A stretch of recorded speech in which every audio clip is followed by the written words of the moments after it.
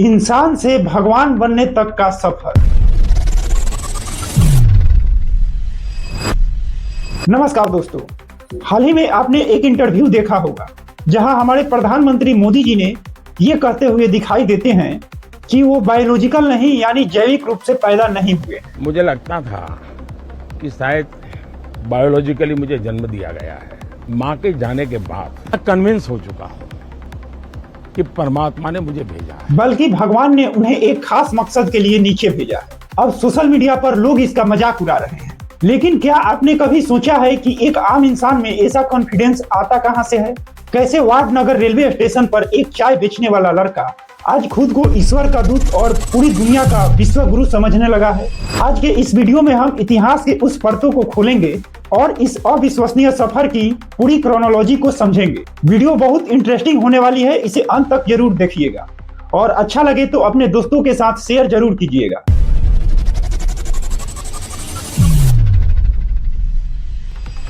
कहानी की शुरुआत होती है 17 सितंबर 1950 में। गुजरात के वाडनगर में एक बेहद साधारण परिवार में नरेंद्र दामोदर दास मोदी का जन्म होता है। स्कूल की पढ़ाई करने के बाद वो घर बार छोड़कर सन्यासी बनने निकल जाते हैं। अब यहाँ एक बहुत बड़ा दिलचस्प विरोधाभास है। मोदी जी ने खुद कई इंटरव्यू में दावा किया है कि उन्होंने 35 साल तक भिक्षा मांग कर खाया है, यानी मांग कर खाया है। मैं 35 साल तक भिक्षा मांग करके खाया हूँ। चलिए थोड़ा सा गणित लगाते हैं। अगर हम मान लें कि 17 साल में उन्होंने घर को छोड़ दिया था, तो 17 में 35 जोड़ने पर उनकी उम्र हो जाती है 52 साल, यानी साल 2002। अब यहाँ लॉजिक का पहला एक्सीडेंट होता है। आधिकारिक रिकॉर्ड्स के मुताबिक मोदी जी साल 1987 में बीजेपी के संगठन मंत्री बन चुके थे और 1995 में बीजेपी के राष्ट्रीय महासचिव बन चुके थे और दिल्ली के अशोक रोड पर बने बड़े बंगलों में रहते थे और अक्टूबर 2001 में वो गुजरात के मुख्यमंत्री भी बन चुके थे।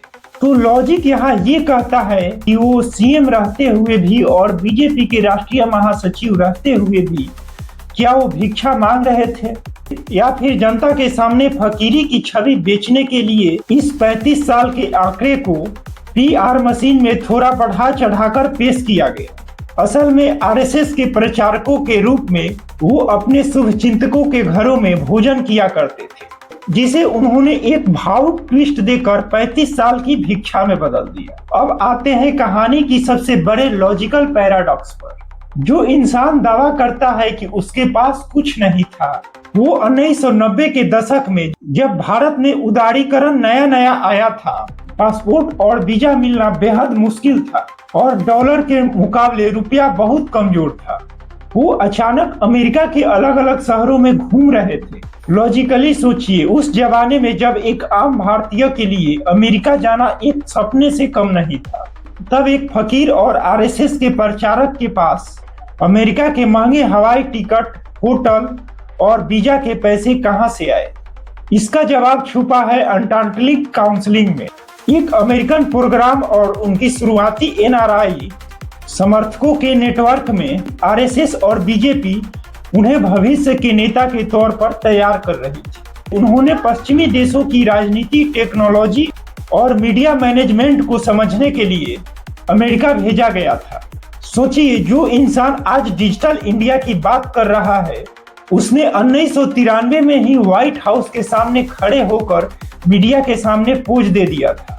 यानी उन्हें बहुत पहले से ही पता था कि इंटरनेशनल ब्रांडिंग कैसे काम करती है। लेकिन दोस्तों, सिर्फ कोई अमेरिका घूमने और फकीरी की छवि बेचने से प्रधानमंत्री नहीं बन जाता।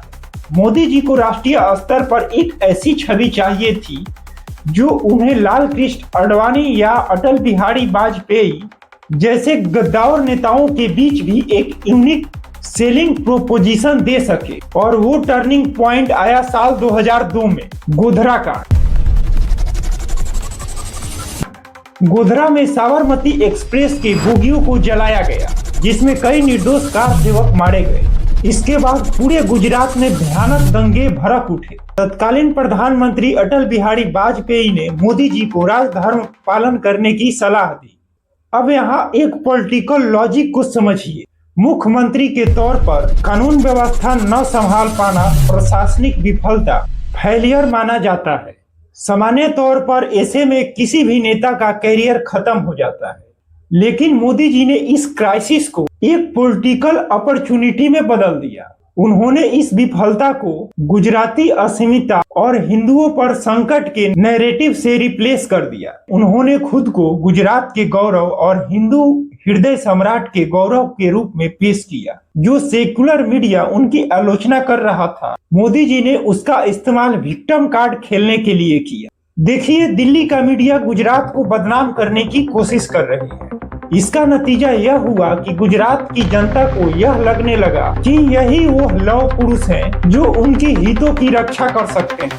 फिर वो 2014 में गुजरात मॉडल के तौर पर दिल्ली आते और यहाँ शुरू होता है PR का अगला level, the defying of Modi, यानी इंसान को भगवान बनाने की प्रक्रिया।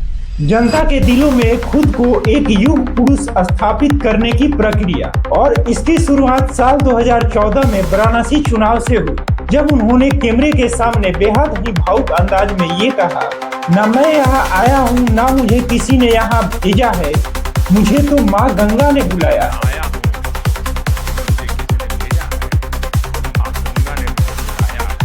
सोचिए, राजनीतिक में एंट्री के लिए ऐसा आध्यात्मिक और दैवीय नैरेटिव इतिहास में किसी ने नहीं गढ़ा था। अब इसके पीछे का मीडिया लॉजिकल समझिए।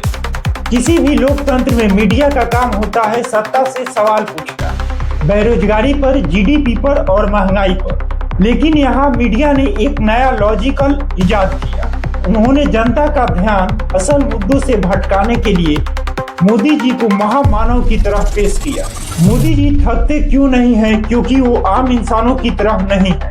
मोदी जी ने रडार का इस्तेमाल बादलों से बचने के लिए कैसे किया? और आजकल सबसे क्लासिकल ये चल रहा है कि मोदी जी ने फोन करके ईरान और इजराइल का वॉर रुकवा दिया। जब 12 साल तक किसी देश के न्यूज चैनल सुबह शाम बिना किसी लॉजिक के यह नैरेटिव चलाएंगे तो धीरे धीरे जनता का एक बड़ा हिस्सा तर्क करना छोड़ देगा।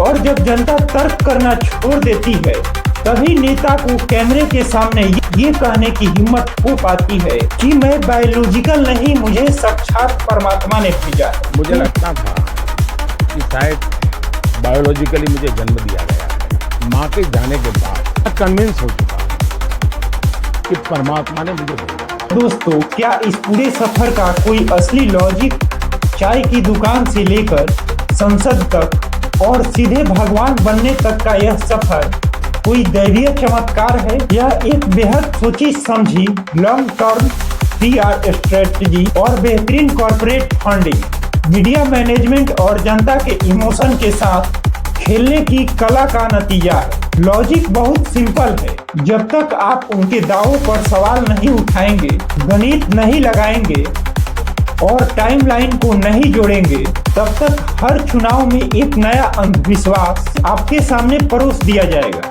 आप इस नॉन बायोलॉजिकल सफर के बारे में क्या सोचते हैं? नीचे कमेंट्स में लिखकर बताइएगा जरूर। वीडियो पसंद आए तो शेयर जरूर कीजिएगा। मिलेंगे अगली वीडियो में, तब तक के लिए बहुत बहुत धन्यवाद।